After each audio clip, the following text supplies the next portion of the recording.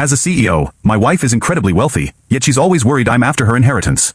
She keeps a tight rein on our finances, allowing my daughter and me just $200 a month for spending money. However, when her first love came back to the country, she didn't hesitate to shower him with a luxury car and a mansion worth millions to welcome him. Later, when my daughter had a sudden heart attack, the only thing that could save her was a $10,000 surgery. Instead, I was accused of being ambitious and was thrown out of the company by security. I watched as my daughter passed away in the operating room while my wife boarded a plane for a joyful world tour with her first love. After I finished arranging my daughter's funeral, my wife returned from her trip as indifferent as ever. She said, "Hey, didn't you and our daughter always want to go to the amusement park? I'll take you next week." But she didn't know that the moment our daughter died on that operating table, I was ready to end our marriage. I was packing up my daughter's belongings when my wife Adeline, who had just returned from her world tour, casually walked back into our home. "Declan, can you massage my shoulders? The trip really wore me out." Hearing this, I, who once cherished her dearly, remained silent and continued packing. Seeing that I ignored her, Adeline frowned, then suddenly laughed as if something amusing had crossed her mind. "Are you still jealous about Jasper and me traveling together?" Jasper was her childhood friend.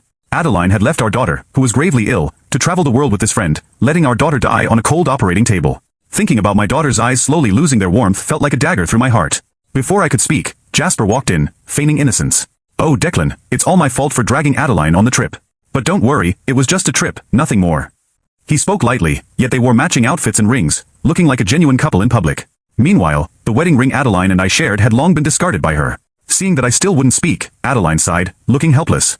"All right, don't be mad. I'll send an extra $500 this month for Anna to get something nice. Just remember, I'm doing this for you. No need to thank me." But looking at the transaction on my phone, I felt nothing but mockery. She had spent millions on a world tour with Jasper, buying luxury brands where a single bag costs thousands. Yet now, giving me $500 felt as if she was doing me a huge favor. Jasper stood by, trying to suppress his laughter, sarcastically saying, "Declan, $500 is quite a bit. You should thank Adeline. Let me tell you, kids should be raised modestly so they won't be materialistic when they grow up." As absurd as it was, Adeline believed it. To prevent our daughter from being materialistic, she strictly controlled our expenses, giving only $200 monthly. I used to argue because I wanted a better life for our daughter, but now she's gone. Arguing means nothing. With this thought, I returned the money and said calmly, "No need, I don't want it." Adeline's smile froze. Then she helplessly said, "Declan, I already apologized. What more do you want?" Before I could speak, Jasper's mocking voice came from the side.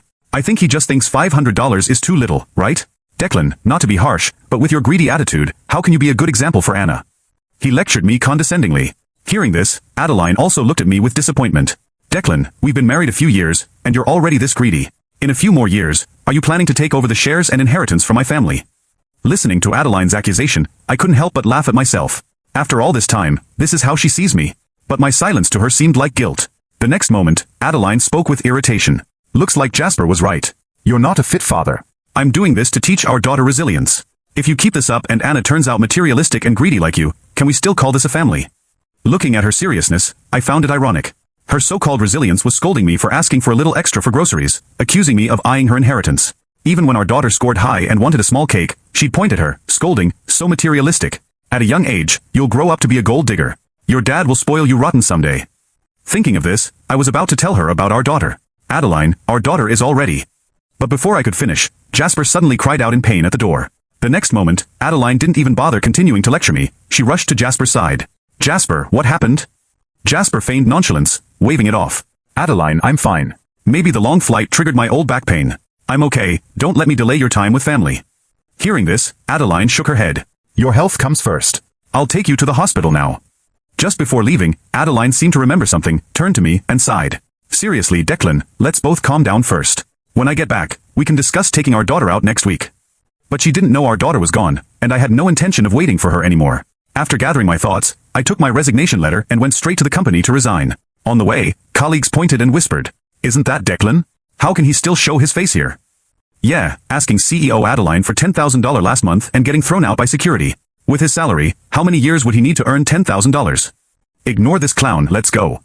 Hearing these, I laughed at myself. 4 years, Adeline never announced our relationship, even arranged for me to be just a regular employee to avoid suspicion. I'd worked hard, even drank myself sick to secure big deals for the company. All I wanted was to become better, to make her acknowledge me and our daughter. But my promotion applications were repeatedly rejected by her. I sought her out for an explanation. She smiled, clinging to my arm, and sweetly said, "Declan, this is all to train you so you can be a better husband and father. Besides, I earn enough for us. Do you think I can't support you and our daughter, or are you trying to climb into the company's upper ranks to seize power?" I was left speechless, thinking she had her reasons. But on the day Jasper returned, she sent dozens of luxury cars to the airport. The cannon salute was deafening. That night, Jasper parachuted into the company, appointed as vice president. I realized then, love or lack thereof, the difference was obvious. Given this, there was no need to continue this ridiculous marriage. I submitted my resignation and stepped out of the company. I expected to feel heavy-hearted, but I only felt relief. For years, like a bird with clipped wings, I'd been trapped in a cage, oppressed. Now I see freedom ahead. I visited my daughter's grave, placed her favorite toys by her small tombstone, stayed with her until nightfall, then dragged my tired body home. To my surprise, upon opening the door, Adeline was unexpectedly home, waiting. "Do you know what time it is? I thought you'd learn to stay out all night on the couch." Adeline frowned, arms crossed, displeased. Her expression signaled that she wanted comfort, but I found it odd that, while Jasper's minor injuries would usually keep her by his side, she wasn't with him at the hospital today. Not my concern, so I didn't ask. Calmly, I asked, "What's up?" My cold tone made Adeline's face stiffen. No matter what happened before, I had always greeted her with a smile, but since she returned from her trip, I had been different. No arguments, no fuss. Even my gaze had lost its warmth. This made her uneasy, and she quickly said, "Are you still mad about me going with Jasper? I told you it was just to relax. Didn't our daughter always say she wanted to go to the beach? Once I'm less busy, I'll take you and her, okay?" Adeline's expression shifted, caught off guard by my icy tone. In the past, no matter what happened, I always greeted her with a smile. But ever since she returned from her trip, I had changed. I no longer argued or made a fuss, and even my gaze toward her had grown cold. This unsettled her, prompting her to speak hurriedly. "Are you still upset about me going out with Jasper? I told you it was just a break to clear my mind. Our daughter has always wanted to go to the beach, right? Once things settle down, I'll take you both. How about that?" Her attempt at reconciliation felt more like a condescending gesture. My daughter and I were like pets, amusing when she was in a good mood and pushed aside when she wasn't. Suddenly, Adeline seemed to remember something and looked at me curiously. "Wait, where's our daughter? I haven't seen her since I got back. Did you send her to your mom's?" I stared at her in disbelief. She had been back for 2 days and was only now asking about our daughter. It was clear she didn't truly care about our daughter or this family. Before I could respond, Jasper emerged from the bathroom wearing my bathrobe. Seeing me, he was unfazed, acting as if he owned the place, and warmly invited me in. "Declan, come on in. Make yourself comfortable." I was momentarily speechless, looking questioningly at Adeline on the sofa. "Why is he here?" Sensing my expression, Adeline awkwardly explained, "Jasper hasn't been well, so I brought him here to look after him. Don't overthink it." I suddenly understood. No wonder Adeline was home tonight, it was all for Jasper. She seemed relieved, adding, "It's a good thing you sent our daughter to your mom's beforehand. Otherwise, it would have been inconvenient with so many people here." I found it ironic. She hadn't even noticed our daughter's absence, her mind solely occupied with Jasper. Jasper feigned remorse, saying, "It's all my fault for disrupting your married life, Declan. I'm just here temporarily. You aren't upset, right?" But his eyes were filled with smugness and a challenge. Adeline, anxious to avoid conflict, quickly interjected, "Declan, don't worry. Jasper and I agreed he'd sleep on the sofa. He won't disturb us." But the next moment, I saw pity in her eyes for him.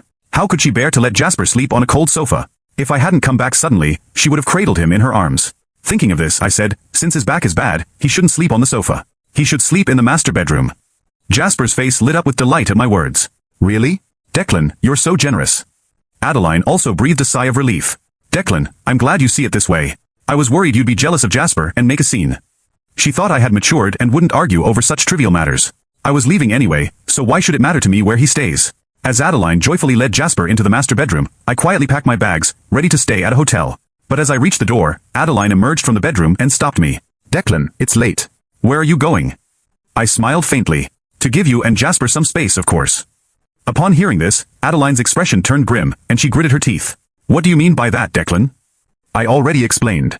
"It's because of Jasper's back pain that I brought him here temporarily. You're the one who agreed to let him stay in. She assumed I loved her too much to really leave. But from the moment our daughter died, my love for her vanished. I would never forgive her." I chuckled coldly, grabbed my suitcase and left. Adeline stared at my back in disbelief, unable to comprehend.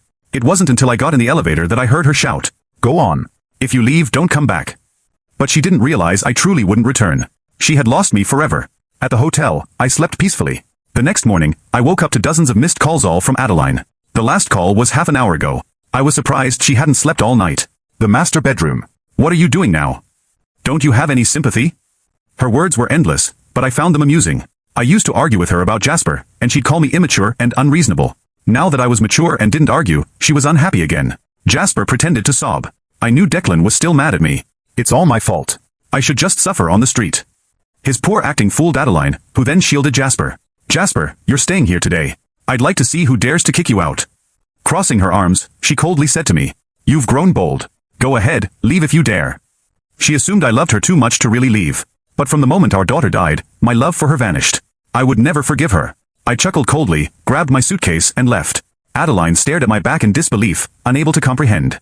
It wasn't until I got in the elevator that I heard her shout, "Go on. If you leave, don't come back." But she didn't realize I truly wouldn't return. She had lost me forever.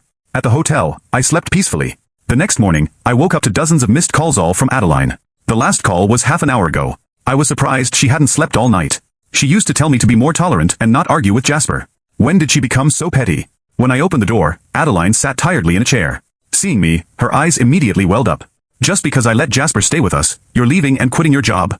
I didn't answer directly, but asked, frowning, "How did you know I was here?" Adeline's voice was hoarse. "I checked your bank transactions." I suddenly remembered that not long after we married, Adeline took control of our finances, monitoring my and our daughter's expenses closely. Even the bank cards were under her name. Looks like I won't be needing that card anymore. But I was puzzled. Shouldn't she be at home taking care of Jasper? Why was she here? Adeline, unusually gentle, took my hand. "I know you're still mad about last night. So this morning, after Jasper felt a bit better, I sent him away. Don't worry, he slept on the sofa." I looked at her in disbelief. She never used to explain these things. Whenever I argued with her about them, she'd call me petty and narrow-minded. But now, without me asking, she kept talking in my ear. I felt annoyed and pushed her away, expressionless. "Are you done? I need to go to an interview." Recently, I'd sent out many resumes and received offers from several big companies. But just as I was about to leave, Adeline, tearful, grabbed me, her voice trembling. "Declan, must you be so heartless? Jasper and I grew up together. I just want him to be well. Is that wrong? Besides, haven't I been good to you and our daughter? Haven't I paid for everything you and our daughter needed all these years? Do you think this is fair to me?" Her confident words felt ironic. She only gave us $200 a month, barely enough for basic needs, let alone school or commuting. To feed our daughter, I worked 3 part-time jobs after work. Yet, I couldn't gather the $10,000 for surgery and watched as our daughter died on the operating table. Tearfully, Adeline softly said, "Declan, stop this, come home with our daughter. Let's live happily as a family, okay?" Her pitiful look only amused me. Why should I act like her obedient dog, doing whatever she says? Seeing my stern face, she reluctantly offered, "Then, I'll raise your and our daughter's allowance to $500 a month. Didn't our daughter want to go to the beach? Let's go today, okay? Look, I even bought her the swimsuit she always wanted." She finished, looking at me expectantly. She thought her offer was tempting enough that I couldn't refuse. I sneered coldly, "You want to take our daughter to the beach? Then come with me." Adeline had no idea what was coming. She thought I'd forgiven her. As she followed me to the car, she joked, "We've been together so long, and you still have surprises for me? All right, I'll humor you and check it out." But when I drove to our daughter's grave, Adeline looked confused. "Declan, weren't we going to your mom's to see our daughter? Why did you bring me here?" I gave a bitter chuckle. "You want to take our daughter to the beach, right? Then follow me." Adeline had no idea what was coming. She thought I'd forgiven her. Even as she got into the car with me, she joked with a playful smile. "We've been together for so long, and you're still planning surprises for me? All right, I'll humor you and come along." But when I drove to our daughter's grave, Adeline looked puzzled. "Declan, weren't you taking me to your mom's to see our daughter? Why did you bring me here?" The moment Adeline saw our daughter's photo on the tombstone, the swimsuit she had bought slipped from her hands. Become Swipple, read all SVIP stories. What is this?" Adeline stumbled back, her eyes wide with shock and disbelief, her voice trembling. I said coldly, "As you can see, our daughter is gone, buried here. She died on the operating table because you wouldn't give the money for her surgery. Are you satisfied now?" My tone was brutally direct. But when Adeline realized what was happening, she glared at me in anger. "Impossible. You must be lying to me. She was fine when I left. How could she suddenly die?" "Declan, this is childish. I just went out with Jasper for a few days, and you're so jealous that you made up this story to get back at me." Her eyes were cold as she threatened, "Where is our daughter? Hand her over. I'm worried you'll corrupt her." Seeing her refusal to face reality, I calmly took out our daughter's medical records and death certificate from my bag. "If you still don't believe me, you can call to confirm." Adeline gritted her teeth and defiantly said, "Fine, I'll confirm it right now."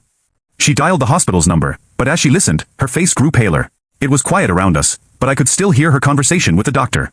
The doctor's voice was filled with pity and regret. That little girl was so unfortunate. If only the surgery could have been done with $10,000, she could have survived, but alas. Whatever the doctor said next, Adeline couldn't hear. Because at that moment, something inside her broke. She looked up at me, her voice trembling. "So when you asked me for $10,000 that day, it really was for her surgery and not a lie?" I pressed my lips together, pain. It was silent around us, yet Adeline's mind was filled with turmoil. Is this really our daughter's grave? "Declan, why are you just standing there? Say something." Adeline's eyes were red as she shouted at me. For a moment, I felt a lump in my throat. I shook my head sadly, All these years, I never wanted to threaten your position or take your inheritance.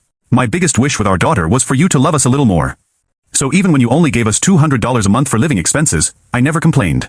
Because our daughter loved you, and I wanted to give her a complete family. But I never thought that this small wish would become an unattainable dream.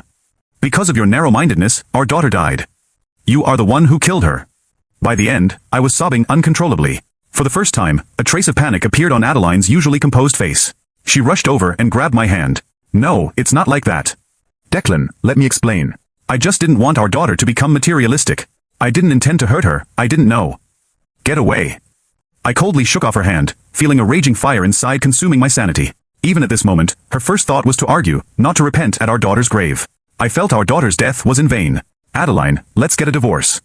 I never thought those words would come out of my mouth, but now my toe was extremely calm. Adeline was stunned, unable to believe her ears. I looked at her and spoke coldly. While you were out on your world tour, I thought a lot. Maybe we really aren't from the same world, and that's why so much misfortune happened. And now it's time to end all of this. My ideal was just to live a stable, simple life with my wife and daughter. But Adeline loved power and excitement. We were two parallel lines that crossed due to some mistake, leading to this tragedy. Now, I just want to quickly end this mistake. I thought Adeline didn't care much for me or our daughter, so she would accept all of this calmly. But to my surprise, Adeline panicked and hugged me tightly, pleading desperately. Declan, I know our daughter's death hit you hard, but don't act rashly. Let's talk this through. But just as she finished speaking, she got a call from Jasper. Something happened to me, Adeline. Can you come quickly? On the phone, Jasper's voice had a hint of tears. Seeing this, I just chuckled coldly. If you're busy, you can go. I'll stay here with our daughter. I thought Adeline would leave me without hesitation to care for Jasper. Because this had happened many times before, and I was used to it. But this time, Adeline hesitated, then hung up on Jasper and pleaded with me. Declan, I don't want to be with Jasper, I just want to be with you. I'm really sorry about our daughter's death, but it wasn't intentional. I'll raise your living expenses to $10,000 a month, just don't divorce me, okay? I was stunned, looking at Adeline. In my memory, this was the first time she chose me over Jasper. But it didn't matter anymore. My heart had been shattered by her too many times, and no matter how hard she tried to piece it back, it could never be the same. I took out the divorce papers I had prepared and handed them over. No need. I won't take your money or anything. I just hope after the divorce, you won't disturb me and our daughter's life. Adeline's eyes were red as she tore up the divorce papers. Who said I agreed to divorce you? I will never sign. Seeing her crazed state, I shook my head and left. Because I had already talked with a company and was preparing to work abroad as the project manager for overseas projects. In a few days, I would leave the city with my daughter for good. Even if Adeline didn't sign the divorce papers, we were over. Adeline returned home in a daze. But as soon as she opened the door, she was stunned. Because she found that both Declan's and our daughter Anna's things were completely gone. She searched for a long time but couldn't find a trace of them in the house. That's when she realized, Declan was serious. He didn't want her anymore. Loneliness and helplessness overwhelmed Adeline like a tidal wave. She sat powerlessly on the carpet, her eyes vacant as she stared at the floor, like a soulless shell. Suddenly, there was a knock on the door. Adeline's eyes brightened, and she jumped up to open it with joy. Declan, I knew. Her words stopped halfway, because it wasn't Declan at the door, but Jasper. Oh, it's you. Why are you here? She said, turning away coldly and sitting back on the sofa, staring blankly at the floor again. Jasper was slightly taken aback by Adeline's coldness, feeling a bit uncomfortable. However, he still spoke as usual, with a hint of grievance. Why did you hang up on me? Adeline, who used to treat Jasper like a treasure, had no intention of comforting him now. Instead, she felt irritated by his questioning. I had something to do. What's wrong? She replied casually. Jasper immediately stretched out a finger pitifully, tears in his eyes. I tried to make you something to eat earlier, but I was clumsy and cut my finger. If it had been before, Adeline would have held his finger tenderly, even gently sucking on it, afraid he might feel any pain. But now, her brow furrowed slightly. Jasper's finger only had a small cut, barely noticeable, and would have healed soon if left alone. Did he really need to call her for such a trivial matter? She couldn't help but think of me, because I had always been strong and independent, never complaining about such small injuries. Thinking of this, Adeline absent-mindedly said, the first aid kit is in the cabinet, take care of it yourself. I'm a bit tired and want to rest. Adeline furrowed her brow subtly. Jasper had nothing more than a small cut on his finger, something that would have healed on its own if unnoticed a bit longer. Did he really need to call her over something so trivial? It reminded her of Declan, who was always strong and independent, never complaining about minor injuries like this. Thinking of him, Adeline distractedly said, the first aid kit is in the cabinet. Take care of it yourself. I'm feeling a bit tired and would like to rest. Jasper was taken aback. It was the first time he felt neglected by Adeline. Unwilling to let it slide, he held Adeline's hand, attempting a smile he thought was charming, and murmured, Adeline, I actually called because I miss you. In the past, Jasper's antics had been novel and exciting to her. But now, the smell of smoke clinging to him was nauseating, and his deliberately open shirt buttons seemed greasy. A wave of disgust surged through her. She suddenly stood, shook off Jasper's hand, and snapped, What are you doing? I'm married now. Jasper stared at her in shock. So what if you're married? You don't even love Declan. Is there a need for such a strong reaction? Adeline's face turned pale. Who says I don't love Declan? Jasper smirked. If you really loved him, would you only give Declan $200 for living expenses each month? Do you even know the cost of living here? $200 isn't enough for food. And when your daughter was hospitalized for her heart condition, you didn't provide surgery costs and instead went on a world tour with me. And now you're pretending to be a good wife and mother. Are you out of your mind? Jasper's words stunned Adeline, leaving her in disbelief. So, you knew all along that my daughter was seriously ill? Jasper's silence was an admission. Tears immediately streamed down Adeline's face. If you knew, why didn't you tell me? If you had told me, my daughter wouldn't have died. My daughter, my Anna. Adeline was inconsolable. Jasper looked at her, puzzled. Really? I thought you and Declan just had a kid for fun. Did you actually think of yourself as a mother? Besides, your daughter's death is your own doing. What does it have to do with me? Adeline's face turned ghostly white. What did you say? Didn't you say that a daughter should be raised frugally, or she become materialistic when grown? You also said Declan was just a poor guy from the countryside, and he might be after my money, so I should be careful.